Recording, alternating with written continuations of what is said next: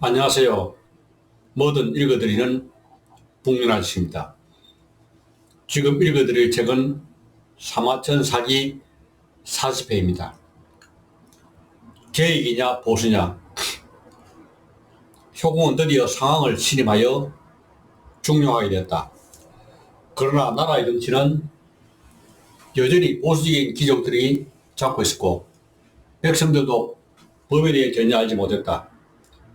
상황은 정력적으로 법을 개혁하여 부국강병청을 추진하려 했으나 천하의 언론을 두려워했다. 이에 상황이 효공을 설득하였다. 행동을 주저하면 명성을 얻지 못하고 일을 하는 데 있어 머뭇거리면 공을 이룰 수 없습니다. 또 보통 사람을 뛰어넘는 행위는 본래 세상의 반대를 받기 쉽고 독창적인 계책은 반드시 사람들의 조소를 받게 됩니다. 어리석은 자는 이미 완성된 일에도 분별이 없지만 현명한 사람은 아직 일어나지 않은 일도 능히 알 수 있습니다. 백성들이란 처음부터 같이 일을 도모할 수 없으며 오직 성공의 즐거움만을 함께 강요할 수 있습니다.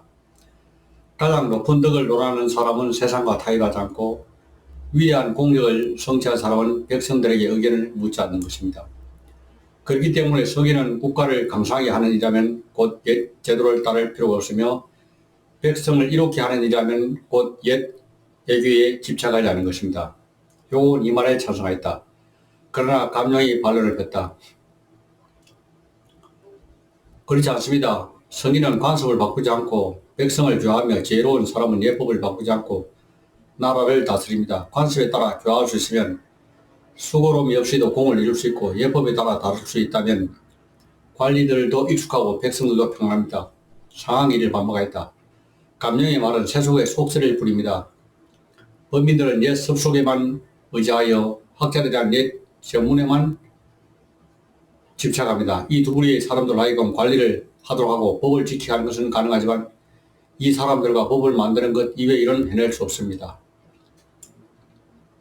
상황이 다시 말했다. 시세의 한 가지 방법만 존재하는 것은 아니면 국가를 이롭게 하는 것은 반드시 옛날을 본받을 필요가 없습니다. 그러므로 타왕과 무왕은 옛 것을 따르지 않아도 천하의 왕자가 되었으며 반면 하나라 원나라는 예를 바꾸지 않았기 때문에 결국 망했습니다. 옛 제도에 반대한다고 해서 모두 비난을 받는 것은 아니면 옛 애교를 준수한다고 해서 찬양받을 만하지 않습니다. 상황의 이 말에 효공은 매우 좋은 말이오 라고 동의했다. 효공은 상황을 자수장으로 임명하고 마침내 변법의 명령을 내렸다. 상황의 법, 위수를 피로 물들이다. 명령은 다음과 같이 규정하였다. 백성들을 조직하여 10집을 시불하고 5집을 오로하였다. 한 집이 법을 어기면 온 집이 고발하고 고발하지 않으면 곧 모든 집에 연좌법을 적용하였다. 간사한 자를 고발하지 않는 사람은 허리를 자르는 형벌에 처하고 나쁜 짓을 한 자를 고발한 사람은 적의 머리를 벤 자와 같은 상황을 냈다. 나쁜 짓을 한 자는 적에게 함구한 사람과 같은 벌을 받도록 하였다. 백성들 가운데 2사람 이상의 성년 남자가 따로 분가하지 않은 자는 부세를 2배로 하였다. 군공이 있는 사람은 각각 그 공의 크고 자금에 따라 벼슬을 받고 사사로이 다투는 자는 각각 그 경중에 따라 형벌을 받았다. 농업 생산과 방직에 힘써 양국을 풍성하게 추가하게 하고 면을 정산한 사람은 본인의 부역과 부세를 면제받도록 하였다. 반면 상고에 종사하며 게을러서 가난한 자는 전부 체포하여 관청의 노비로 삼았다. 군주의 친척이라도 군공이 없으면 심사를 거쳐 족보에 올릴 수 없게 하였다. 또한 좀비 기천과 자기, 복로 그리고 등급을 명확하게 했고 등급 반열에 의하여 토지와 집의 점유에 차등을 두었으며 노비의 수, 어복의 종류와 형식 역시 등급 반열에 따라서 결정됐다. 전곡이 없는 사람은 비록 부여할 자도 영예를 갈취할 수 없었다. 법령은 이미 완비되었지만 아직 공포되지 않다. 백성들이 믿지 않을 것을 염려하였기 때문이다. 그리하여 3장 높이의 나무를 도성 시장의 남문 앞에 세워두고 상금 식금을 걸고 이 나무를 북문으로 옮기는 사람에게 주겠다고 했다. 그러나 백성들은 이상하게 생각하고 아무도 옮기려 하지 않았다.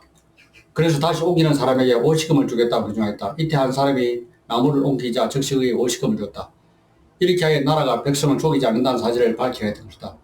그런 연후에 드디어 법령을 공포했다. 법령이 공포되어 시행한 지 1년이 지나자 국토에 사는 진나라 백성들은 새 법령의 불편을 말한 사람이 1000명이 넘었다. 이때 태자가 법을 내겠다. 상황은 법이 지키지 않은 것은 윗사람부터 그것을 어기기 때문이다라며 태자를 처벌하였다. 그러나 태자는 국군의 계상자로서 형을 시행할 수 없었다. 대신 태자의 스승인 공자권을 처벌하고 태자의 교육을 맡은 공순자는 자자에게 차였다. 그리스나부터 진나라 백성들은 법을 두루하여 모든 법을 지켜야 됐다. 이렇게 10년이 지나자 진나라 백성들은 매우 기뻐했고 길에 물건이 떨어질 수도 아무도 주고 가지 않았다. 산에도 도둑이 없어졌고 집집마다 부해져 모두 풍족하게 살게 됐다. 백성들은 나라의 전쟁에 나가선 용감하였지만 사사로운 이익을 위한 싸움은 감히 하지 않아 나라가 잘 다스려졌다. 처음에는 새 법령이 불편하다고 불평을 나눠왔던 사람들은 새 법령이 편리하다고 말을 했다. 그러자 상황은 그들은 교화를 방해한 자들이다 라며 모조리 변방으로 추방시켜버렸다. 이후 진나라 백성들은 감히 법에 대해 언론하지 못했다. 또한 법을 위반한 사람은 위수강변에서 허리를 잘라 죽이는 요참형에 처했기 때문에 위수는 항상 핏빛으로 물들었다고 한다. 상황의 빚은 더욱 높아졌으며 직접 군사를 이끌고 위나라 수도를 포위해 항복을 받아내기도 했다. 상황은 법을 더욱 강하여 부자와 형제가 한방에 기가하는 것을 금했으며 자금, 마을과 도시를 합하여 모두 31개의 현을 만들고 현령과 현성을 설치하였다. 그 무렵 제나라는 손빈의 활약에 마령년 돼서 위나라를 격파하여 장군 방현을 죽이고 위나라의 태자를 포로를 잡았다. 이때 상황이 효공에 말했다. 진나라와 위나라는 마치 뱃속의 병처럼 결코 공존할 수 없는 관계입니다. 오직 먹느냐 먹히냐의 길만 있을 뿐입니다. 무슨 이유겠습니까? 위나라는 서쪽으로 성산 줄령을 벽을하여 안흥을 도읍으로 하였습니다. 진나라와는 항을 하에 두고 있으면서 동쪽의 지리적 위치를 독차지하고 있습니다. 형세가 유리하면 곧 서쪽으로 진나라를 공격하고 형세가 불리하면 곧 동쪽으로 토지를 확대합니다. 지금 진나라는 대왕의 현명함으로 인하여 이미 매우 강해졌습니다. 반대로 위나라는 제나라와의 싸움에서 대패당한 후 제어두도 모두 배반하였습니다. 우리는 이 기회에 위나라를 공격할 수 있습니다. 위나라는 우리의 공격을 견디지 못하고 동쪽으로 후퇴할 것입니다. 그렇게 되면 진나라는 황하와 화산이라는 천년의 요새를 장악함으로써 동쪽으로 제후를 통제할 수 있으며 이는 제왕의 대우입니다. 효공은 이 말을 찬성하고 즉시 상황을 장군을 삼아 위나라를 공격했다. 위에 위나라는 공자왕을 장군으로 하여 맞았다. 양군이 대치하자 상황은 사람을 시켜 공자왕에게 한 통의 편지를 보냈다. 내가 옛날 이 나라에 있을 때 당신과 친하게 지내던 사이인데 이제 모두 양국의 장군이 되어 싸우게 되었구려. 그러니 차마 서로 공개하지 못할 처리가 되어버렸어. 그래서 당신과 서로 만나 평화와 하친의 조약을 맺고 기분 좋게 술을 마신 후 군사를 거둠으로써 양국이 편안하게 지내기를 바랐군요. 공자와 양은 그렇다게 여기에 찬성하고 서로 만나 조연을 열기했다. 그러나 상황은 그 자리에 군사를 매복시키고 있다가 공자 양을 사로잡았다. 그리고는 위나라 군대를 공격하여 대선을 거뒀다. 위나라는 제나라와 진나라에게 계속 패하자 국력이 급속하게 몰락해 갔다. 위나라 회왕은 두려움에 떨었으며 그리하여 진나라에 사신을 보내 하시의 땅을 진나라에 대가지고 화평을 청했다. 그리고는 수도를 안으려서 동쪽의 대량으로 옮겼다. 회왕은 탄식에 맞지 않았다. 내가 그때 공수자의 의견을 듣지 않은 것이 한스럽구나. 상황은 위나라를 격파한 후 구공으로 상과 어 사이에 15억의 업을 받게 되었으며 이후 그는 상군으로 칭해졌다. 남의 말을 잘 듣는 것은 총이라고 자신을 잘 청산한 것을 명의한다. 상황이 진나라 조상이 된 지 10년이 지나자 공실 귀족 중 그를 원망하는 소리가 높았다. 이때 조랑이 상황을 찾아왔다. 상황이 물었다.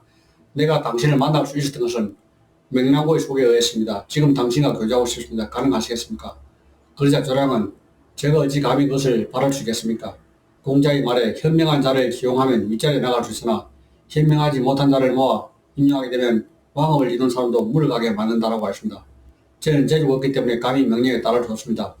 또 저는 공이 없어 있어서는 안 될 지위를 차지하고 있는 것을 탐이라고 공이 없어 누려서는 안 될 명성을 향유하고 있는 것을 탐명이라 한다고 들었습니다. 제가 당신의 뜻을 받아들인다면 지위를 탐욕스럽게 노리고 명성을 탐욕스럽게 노리는 사람이 될까 두렵습니다. 그러므로 감히 명령을 따르지 못하는 것입니다. 라고 말했다. 상황은 그들은 내가 진나라를 다스리는 방식을 좋지 않게 생각하고 라고 물었다. 그러자 조랑이 대답하였다. 밖으로 나의 말을 잘 들을 수 있는 것은 귀가 발동하며 안으로 자기 자신을 잘 성찰할 수 있는 것을 눈이 발동하고 자신의 욕망을 능히 절제하는 것을 강하다고 합니다. 일찍이 순임금은 스스로 겸양하고 낮추는 것이 존귀한 것이라고 말씀하셨습니다. 기국에서 순임금과 같이 겸양의 도리를 행하지 않으신다면 제게 무리쓸 필요가 없습니다. 이에 상황이 말했다. 처음에 진나라는 융족의 풍속에 젖어있어 부자간의 구별도 없이 한방에서 살고 있었소. 이제 내가 그 풍속을 바꿔 남녀를 구별하고 따로 살도록 하였소. 그리고 궁궐도 이해있게 지어 너나라나 위나라같이 만들었소. 그대가 보기에 내가 진나라를 다스린 것이 오고대고 백리와 견주어 누가 더 능력이 있소? 조랑이 대답하였다. 1000마리 양의 가죽은 한 마리 여우의 가죽만 못하고 1000명의 아첨고는 바른 말 하는 한 사람마다 못합니다. 주나라 모왕은 바른 말 잘하는 한 사람 때문에 성공했으나 은나라 주왕은 무조건 복종하는 사람들 때문에 망했습니다. 만약 기공께서 모왕이 잘못했다고 생각지 않으신다면 제가 하루 종일 직언을 할 때 형벌을 받지 않을 수 있습니까? 상황이 속담에 꾸미는 말은 꽃이고 진실된 말은 열매며 입에 쓰고 귀에 거슬리는 말은 약보다 좋고 듣기 좋은 달콤한 말은 질병보다 나쁘다라는 말이 있어. 그대가 분명히 종일토록 직언을 할 생각이라면 곧 나의 이야기 될 터이니 나는 곧 그대의 도움이 필요하고 그대는 구태여 기절할 필요가 있겠소라고 하자 소라가 다시 말을 이어놨다. 백리에는 초나라에 한날 시골 뛰기에 불과하지만 진나라 목격이 현명하다고 소문을 듣고 그를 만나고 싶었으나 찾아갈 노잘돈이 없었습니다. 그래서 자신을 진나라 저상에 팔아 남난 옷을 입고 소를 먹이며 돈을 모으고 있었습니다. 1년이 지난 후 이러한 사실을 아는 목공이 소목이 된 그를 채용하여 윗자리 아들이 백성들이 아무도 그것을 비난하지 않았습니다. 그는 7년간 재상으로 있으면서 동쪽으로 정나라를 정벌하였고 3번이나 진나라의 군주를 채웠으며 초나라를 위에서 무한력도 했습니다. 그가 전국의 어진 정치를 베푸니 이웃의 여러 부족이 앞을 다투어 스스로 복속하고자 했습니다. 백리에는 재상을 지내면서도 피곤하다고 수레에 앉지 않았고 덥다고 포장을 치지도 않았습니다. 또 여행할 때도 수레나 병사를 거르지 않았습니다. 그러나 그의 공적을 기록한 묵은 지금도 창고에 보관되어 있으며 그의 덕은 9세까지 전해지고 있습니다. 백리가 죽었을 때는 모든 백성이 눈물을 흘렸으며 언야이들조차 노래를 부르지 않고 왕을 지내는 사람도 흥얼거리지 않습니다. 그런데 기공은 처음에 총신경감을 통하여 왕을 만난 것부터 이름을 쌓는 정도가 아니었습니다. 재상을 지내면서도 백성들을 위한 일을 하지 않고 대거리나 크게 지었으니 그것을 공개할 수 없습니다. 또 태자의 시종장과 스승의 형벌을 가하고 서설이 푸른 법으로 백성을 죽이고 다치게 하시니 이는 결국 원망과 화를 쌓은 것입니다.